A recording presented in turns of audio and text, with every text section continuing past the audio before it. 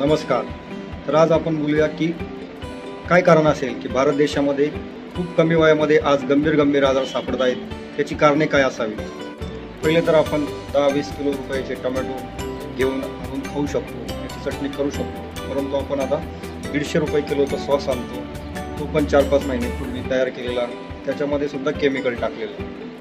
पहिले आपण माठातलं पाणी प्यायचं, ते पण शिळं पाणी रोजच्या रोज बदलायचं आणि मग प्यायचं, परंतु आता आपण 3 महिने पुराणी बॉटलचं पाणी, ते पण 20 रुपये लिटर, ते पण केमिकलयुक्त पाणी पित आहोत। तिसरं, आपल्याला 50 रुपये लिटरचं दूध आज महाग वाटतंय, परंतु 70 रुपयेची कोल्ड्रिंकची बॉटल जी आपली 3 महिन्यापूर्वी तयार झालेली आहे, 2 महिन्यापूर्वी तयार झालेली आहे आणि त्याच्यामध्ये सुद्धा खूप जास्त प्रमाणात केमिकल आहे, ती आज आपण पित आहोत। चौथं, 200 रुपये पावशेर असणारा शरीराला ताकद देणारा ड्रायफ्रूट्स सुकामेवा हा आज आपल्याला महाग वाटतो, परंतु 200 रुपयाचा मैद्याने बनवलेला पिझ्झा आपण हा शानसे खातो, मग एकदम अभिमानाने खातो, हॉटेलला जाऊन खातो, तो सुद्धा केमिकलयुक्तच। तसं तर आपण आपल्या घरामध्ये सकाळचं जेवणसुद्धा संध्याकाळी खात नाही, परंतु ज्यावेळेस कंपनीचं आपण 6 महिने पुराने पॅकिंग असलेल्या गोष्टी, चिप्स आहेत किंवा बाकीच्या गोष्टी आहेत ज्याच्यामध्ये प्रिझर्वेटिव्ह मिळवलेले असतात,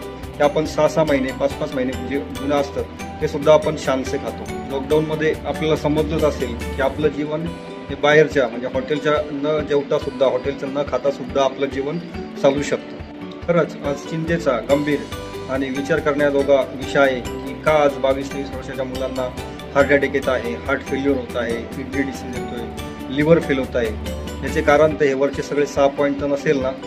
पहिले या सगळ्या गोष्टी आपल्या आजी आजोबांना, आई वडिलांना माहिती होत्या, बरोबर होत्या, परंतु आज नवीन पिढीला, तरुण पिढीला ह्या गोष्टी माहीत नाही आणि जे करताय ते स्वतः करतायत, त्यांना वाटते की त्या गोष्टी बरोबर आहेत, परंतु त्या चुकीच्या आहेत। माझी सर्वांना विनंती आहे की हे 6 कारणं सोडून आपल्याला, तुम्हाला, आम्हाला इतरही कारणं माहीत असतील, समजत असतील तर शक्यतो खाण्यापिण्याच्या बाबतीत सवयींमध्ये चुकी करू नका। बेशक समय के साथ कनेक्ट रहे, चले पर दिखावपन में खोखलापन ही होता है।